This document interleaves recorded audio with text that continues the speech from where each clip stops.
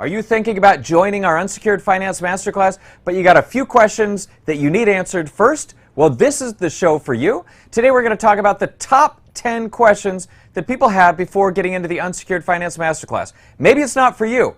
Stay tuned and you'll find out. All right, let's do this. Hello and welcome back to another episode. Yeah, man, I'm going there.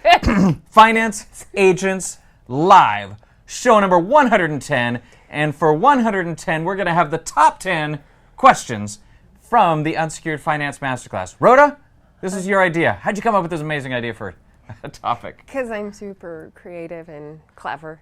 Because we were having problems training people, and so I wanted to. Problems, but, you know. Well, when you have a remote network, you do have to change how you train people because they were all in at corporate headquarters, and so when we expanded our network and started working with salespeople across the United States, we needed a better way to train, and we adapted, and so here you go. Right, so these are the questions of people that are thinking about getting into the Unsecured Masterclass, or some of the ones from people who have gone through and they maybe needed clarification. So you got a little bit of both, peppered in with live questions from you right now. Peppered in. So if you're watching this, you're thinking, I got a question. How are we so amazing? Go ahead and put that question in. I can answer that one. All right, let's go. Let's go. Don't jump ahead. That's going to be the last one. You have to watch the whole thing to find out. By the way, if you're watching this, last week we talked about we were about to hit the 2,000s. We hit it. We're up in it. Awesome. Thank you for passing us over the 2,000 subscriber mark. If you're watching this, and you're thinking, wait, that's a year. And you're trying to decide the aughts. Should I? No, I don't say that. If you're trying to think, should I subscribe to the show? There's a simple question. If you hate puppies and hugs and happiness, don't subscribe.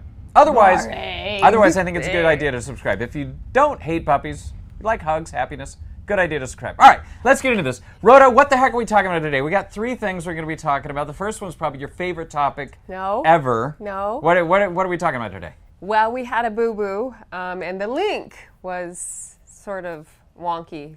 We'll say that. So we fixed it, and then we're going to be going through the top 10 questions of the master class that we've had, and then we'll be talking to you fine folks out there in YouTube land, and we'll take your questions live. Okay, so what I think you just said is we're going to start by talking about a boo-boo. All right, let's start with the boo. I called it Tim's big mistake, so I sent out a big email campaign. It's all our mistake. This one is mine. I own it. All right. I sent out a campaign to everybody in the system saying, hey, here it is. You've been asking for it. Now you can sign up. And when somebody went through and they clicked it and then tried to actually sign up, the button was broken. All right? Yeah, exactly. So if you tried to sign up and the button was broken, and you didn't call us, somebody did. Thank you. Emailed. I think it was Casey, right? Who is it today? Kathy. Kathy, thank you for getting out there and let us know that the button was broken. So if you had a broken button problem, now we've fixed it, and you can get back into it. There's a link at the bottom. You can get back into it. All right. Anyway, my mistake. I can't tell you how many times in my life, illustrious career, many times we sent out broken links. You think I would have learned my mistake by now? I haven't. All right. Anyway, so jumping into this, we're going to get into the questions that people are asking when they're either thinking about getting into the course or going through it. First question is... No, let me say it, because I know you want to answer it, so I'll ask. And then I already know you want to talk. So. You think? Yeah. Okay. All right. It's weird. Tim likes to talk. Oh. All right, Tim, who is the course best for? Okay, so if you're trying to decide, is this course for me? Good question. Well, I mean, seems a little tongue-tied right now, Tim. No, I mean, there's a lot of, it could be good for a lot of people, so I'm trying to give a better answer than just everybody, right? So if you're thinking about getting into this, the course is good for somebody who wants to offer this product. This product is great for startups. Not perfect. To the next one. No, I mean, answering the question, right? Who's the course best for? It's for people who interact with startups or small businesses looking for funding. For example, yesterday we had ADP in the office, and they do payroll services, and all they want to talk to me about is businesses with like 100 employees. I'm like, you know what? That's not really our bread and butter. Our bread and butter is the real estate finance and these unsecured finance clients where they're looking for 100 grand, and it's just one person starting a new business. There's so many of these people out there. It's awesome. That's what we do a lot of, and if you come across these people, like if you're part of an entrepreneurial network, if you're part of a business startup, If you work with a lot of other small business owners who maybe don't have 100 employees, then this is the course that you want to take because it's going to give you the tools to go out and offer unsecured finance. If you're in the funding industry, this course is great for you, especially if you've never offered this product before. Now, if you worked with us for 5 years and you've already offered this product and made money off it, you may think, I don't need this course, but there's probably a lot you don't know. There is a lot you don't know. I learned from going through this course. Everybody learns something from this course. Right. We had an underwriter that we used to work with on this product who got out of the game for 3 years, came back. He had to learn everything all over again. Stuff's constantly changing, so this will help get you current on what's going on. All right, so that's who the course is good for. If you want to offer this product, you interact with startups. Second question. I'm going to maybe answer this a little bit. What do you think, Rhoda? Who is unsecured finance best for, and who's it not best for? Unsecured finance is best for people with good credit or have someone who works with or has a business partner who has good credit. It doesn't people work with friends. Right. It doesn't work for people with bad credit. It's good for startups. It's good for fix and flippers. It's good for people looking to buy their own franchise. This has a price range of about probably $50,000 to $100,000. It's good for all of those people. It's not good for people who are looking for 100 or 100 million. Yeah, $1 million. Excuse me. 100 million either. Million. Please. Not good for them. Don't call. Okay. But it's good for startups to people with, 5 years time in business. I would say those are the people that it's really good for, and it's good for people who want to have a revolving line of credit that they can just keep drawing from, only paying money or interest on the money that they've taken. You know, interesting, I just mentioned that ADP was in here yesterday, so one thing that they told me that they're doing now, which goes well with this product, is they're now allowing people to pay payroll with a credit card if you get into a pinch. I've never heard of a payroll company doing this before. So it's good if you have payroll and things are going great, switch your payroll to ADP, and then get credit cards, and then if you ever get in trouble, in a pinch, you can do that. It's way cheaper than doing a working capital loan or something like that. So it can be good for existing businesses, but it's excellent for startups. All right. Question number 3. How will this course benefit me specifically? I don't know. You, Rhoda? How will... I just read. I did what I'm said. I do what I'm told. All right. So if you're thinking about doing this and you want to know how is the course going to benefit you specifically, like the course itself, right? Because you could still work with us and offer unsecured finance. You don't have to go through the course. But this course will help you make sure you're marketing to the right people, make sure you're not wasting time with people that never have a chance of being able to do it. It'll keep you from marketing to, like you're not going to offer unsecured finance to somebody who's in bankruptcy, okay? Never going to happen, all right? That is not a fit, okay? So it'll save you time, and it'll help make sure that the time you invest, you're going to get a return on it. So the course itself is a series of videos and tests, and then of course you're going to be working with somebody in the office where we're going to make sure that you're able to offer this product and sell it successfully. That's the direct benefit. By the end of the course, you will know how to sell this product. Correct. Right? I'm going to add on to that. It also goes over objections and rebuttals so that you know what to say before people say it, and you can handle those objections up front, and you're going to close more deals and make more money. That's how it will benefit you. Rebuttals. All right, cool. Okay, so Rhoda, here's the next question. What are the current interest rates of this product? Remember, we're talking about business credit cards, personal term loans. What are the interest rates like right now? So frequently there is a promo interest rate of 0% for typically 6 to 18 months, and then that will increase after the promo period of usually about 6 to 9%, all the way up to 18%, depending on the credit card and depending on prime, like we talked about last week. Yeah, really important here. A lot of people say, what rates do you have? Well, the answer is we have all of them. All right, it's really going to depend on what they qualify for. We know how to get people the lowest rates they qualify for, but some of the personal term loans, I mean, they could be as low as 6%, as high as 36%. Whatever they get, it's because that's what they qualify for. They can't go somewhere else and get something cheaper. So it's going to be the lowest possible rates available, which range normally from 6 to 36, on the credit cards 9 to 19. All right, you get to ask the next question. Oh, I asked this one. Okay. Sorry. Why would someone come to us for credit cards? I can do that myself.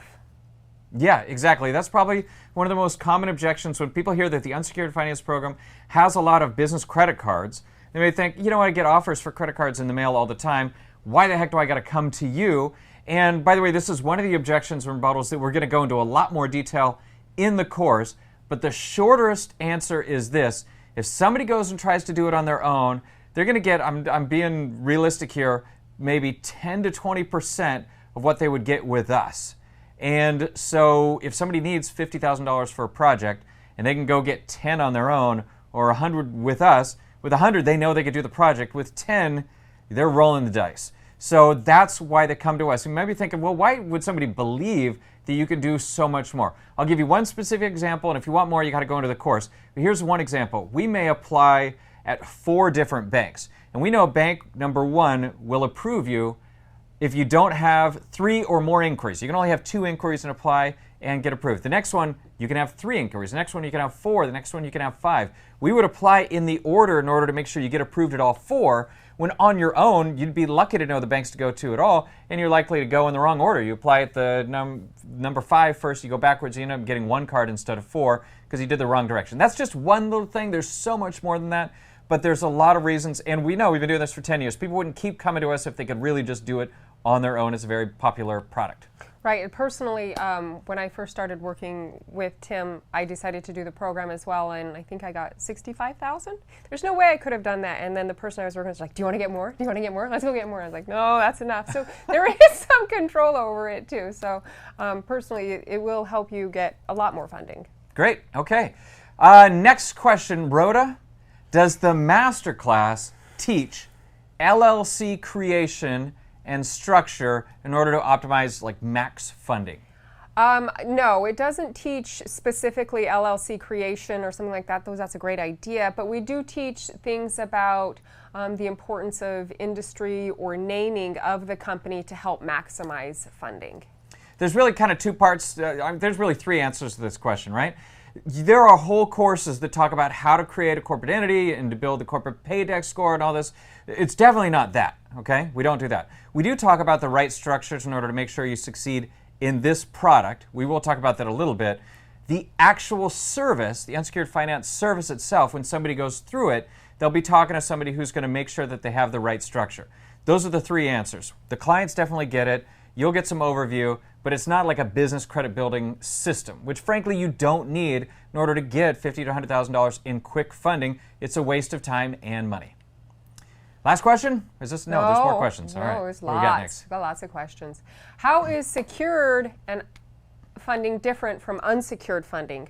All right, now, just so you know, if you're watching this, Jeffrey Moore, I think that's my best interpretation of what your question was, because your question was a little unclear.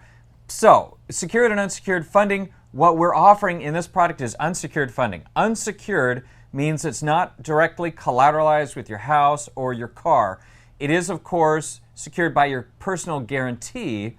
The main difference between secured and unsecured funding is that if you go through a bankruptcy, unsecured funding can get wiped out. Secured funding cannot. If somebody's directly collateralizing your car, they're going to get your car, okay? So this is not that kind of funding. People like it better. Don't confuse it with non-PG funding. There is a personal guarantee. So that's the main difference. Now, beyond that, there's lots of differences, right? Secured funding could be real estate funding. It could be secured by receivables. It could be secured by equipment in your business. And all of those programs are so different. I'm not going to go into all the different ways they would be different. These are generally revolving unsecured lines that you can use for whatever you want. So, Rhoda, can this program that I'm about to do this course for work for pre-revenue startups? Absolutely. That is actually, I would say, its biggest benefit is it works for pre-revenue startups. That's the bread and butter. Right. That's really where it shines the most, is for pre-revenue startups. People who, oftentimes we get them, they haven't even incorporated yet. We can help with that for an extra fee, and you can make sure it's all set up properly, to go back to your earlier question, and works for pre-revenue startups and can get them a good amount of money, but again, they have to have the credit. It's directly tied to the credit. And by the way, the entity formation service that we have that goes along with it is super cheap, really comparable to LegalZoom. You actually get more for less money. So if you haven't formed an entity, just do it as a part of the process. It's super easy, and we make sure you get the right type. I hate it when I see people go to LegalZoom or their attorney. Their attorney's the worst. You go to your attorney, they're going to charge you $3,000 to $5,000. It's not worth you don't need that. Right? You go to LegalZoom, you might do the wrong thing where your name isn't even on the business, and we got to wait. So it's better to go through this process. You get entity, you get funding. Awesome. Talk about the benefits of incorporating in Delaware. It's very popular. That's something that we go into in the course of the advantages or disadvantages of that. Tim, can this help with other types of funding programs? All right. Well, that's an interesting question. So if you're going to go through the course, I guess the question is going through the Unsecured Finance Master Class going to help me with other funding programs? Not directly, but knowledge is power. Yeah, if you understanding more about lending is helpful. Understanding a product that you can sell a lot is going to also bring your people that are looking for other types of funding. So in that sense, it'll give you something to market that'll bring you all types of leads. So that's probably the best answer I can give to that. I interpreted it a little bit differently. I guess I interpreted it as can this help with equipment finance or fix and flip? And yes, if you have the credit and want to go through this program along with BDRA or something else, you can use this along with whatever you're already selling. Right, so if this question was asking about the course itself, you're going to learn more and there's some spillover for the other funding programs. If you're asking going through the product is going to help me with other programs, yes, maybe. Going through the system, you're going to get a bunch of inquiries which might affect your ability to apply for some of the other funding programs, might give you a delay. Then again, some of the other programs work very well together. Retirement rollover with unsecured finance, that's like peanut butter and jelly. Match made in heaven, that's right. Yep, that works very well. Revenue advances and unsecured finance generally doesn't go together. Most revenue advances, you don't have the strongest credit, and so you're going to get unsecured finance instead, which is really better in a lot of ways. SBA and unsecured finance, do you ever have somebody use unsecured finance for, say, a down payment for an SBA loan, Rhoda? No, I have not had that. All right, so those don't go together very well. Equipment finance, maybe if you needed money for the down payment. Yeah, or even after you get the equipment, if you're a startup, you can go through this program first, and then because equipment finance typically isn't as inquiry sensitive, you can do part of your financing with this and then part equipment finance. So I could see somebody getting an SBA loan and then unsecured finance afterwards, because the SBA is always stingy with working capital. When you ask the SBA for working capital, they act like you're asking for illicit drugs or something, right? They basically say no, and then you're on your own. But starting a business without working capital is not a good idea. So this would be a great way to supplement any other program. This goes well with fix and flip. Most fix and flip lenders will finance a lot, but you're still going to have to put a little bit of money in. This is how you could take care of the upfront capital or pay for, go to Home Depot and buy stuff. There's a lot of benefits to that. I do see some questions in there. Let's see. The first question, or the last question, however you want to look at it. Jay Harris, thank you for asking, says, how does the marketing work? How much to market this program? So let's talk about, what do we talk about marketing-wise in the program? I know you did the social media toolkit. That's something.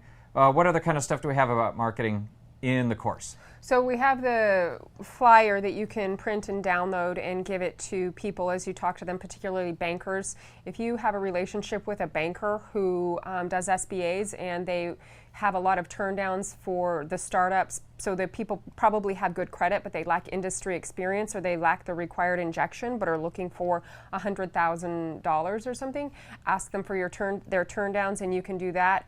It's a great fit to give those people. You can market there and then Craigslist, but really the marketing is your finesse. Okay, so everybody's going to market differently because you got different situations, right? If you're a part of a certain group, how the heck could we put that into the course because we don't know that about you? How you market is going to be figured out in the implementation and strategy call, or at least that's the beginning of it, because it's going to evolve over the time. The first thing is just the ability to tell people around you you have access to funding and what it is, because they're going to find that this is something different that nobody else has. So it's just going to start with that. Once you get a few clients in, you want to look at larger marketing things. Now, if you're already a marketer in a certain way, we can help work with you to make sure it works. But that's, again, not something we can put into the course. We've had people with call centers. We've had people to do email marketing. We've had people to do social media marketing. We've had people to write a blog. You name it, just about anything you can imagine, people have done. So we know how to make it work for you based on your situation. It really needs to be not oh, I'm going to go learn how to do LinkedIn marketing tomorrow. I've never done it before, and I don't even know how LinkedIn marketing works. Maybe the system's going to teach me. This is not that. This course is about the program itself, and then we work with you to implement the marketing. So when you say how much the marketing costs, which I think is kind of part of the question here, it's impossible to answer because I don't know if you're doing door-to-door sales or, whatever the heck new thing pops up tomorrow. Right, but you could sign up as an agent for free and get a personalized URL and start marketing UBF product straight away. You don't have to buy the course to market for us, and then you get a referral fee, and that would be a point on the total amount funded. So I'm not sure if that's also what he's asking. Yes, lots of different ways to market. We give you a lot of tools to do that in our agent portal, and that's all going to be working with us to make sure that it's working for you. Yeah, the marketing flyers to hand out, yep, you will get those. All right, yes, that's JS. Okay. Is credit repair still available? There's a question. That is not a part of this course. And I'm also going to say that over the years, we've had a lot of people come to us with saying, I've got this connection with a credit repair company. They've got a lot of clients. They're all doing credit repair because they need money. They want to improve their credit to get more access to funding. That must be the perfect source for unsecured funding clients. And I'm going to go out on a limb and say it's not. We've never really seen that work just because normally credit repair takes longer than people think. And what ends up happening is you tell this client, hey, go through credit repair and then you're going to go through this funding program. The credit repair might take 6 months, but after 2 months, they're calling us every 2 days saying, I'm ready to go, even though they're not. It just doesn't tend to be a good fit. By the time they are ready, I don't know, just hasn't been a good fit. So there are credit repair services. I know Frank has one. Not sure how to refer you to that. Crednext.com, I believe the leads are going to Frank. But it's not a part of this program at all. All right, let's see here. How do I find out more about being a finance agent? Great question. You can just go to financeagents.com, sign up as an agent. I think it's financeagents.com/sign up. Darren, help me here. Sign up. Or you can go to the top corner and click link. He's nodding. I'm sure you can hear that. Hear the wind from his nodding. Financeagents.com/sign up. Or if you just go to financeagents.com by itself, in the top right corner, you're going to see a section that says login. If you look for the agent login, there will be a link in there that says don't have a login. Click here. So yeah, if you can't figure it out, just make a lead and then talk to the first person who calls you, and they'll tell you how to become an agent. So it's pretty much any way to do it is easy. Or you're on our show already. You can just go back and look at other shows too. We got a lot of information here about becoming a finance agent. I'll throw in the link into the comments. So if you don't have an account, I think the link's already down there. I think it's in every single episode. So if you go down there now, you can probably see it. All right, Rodney says, may all be blessed. Let's just do it. I like that. That's the attitude, right? Be blessed. Let's just do it. Let's Nike this. All right, any other questions? There's a link in the comment or the description box if you want to sign up for the course. Click on that. Yeah, right. If you missed my jacked up campaign with a broken button that you couldn't have done even if you wanted to, then you can go down and click the link right now and get into it. Mea culpa, whatever, I messed up. You still have a chance in order to get it. Yeah, whatever that's. La culpa nostra. Okay, we're getting out of. All right, that's it. Feel free to watch one of our other episodes. We got a lot of information on the show. Thank you for coming, and we'll see you next week. We look forward to doing a lot more deals together. Live at noon.